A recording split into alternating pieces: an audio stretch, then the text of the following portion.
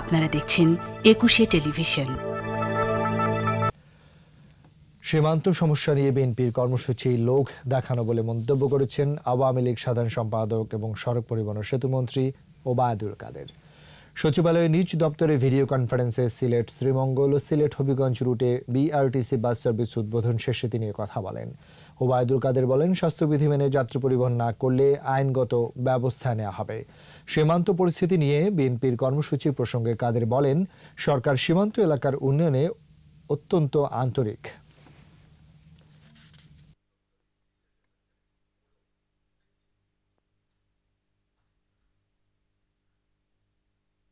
সরকার সীমান্ত এলাকা স্থিতিশীলতা রক্ষা উন্নয়নে অত্যন্ত আন্তরিক।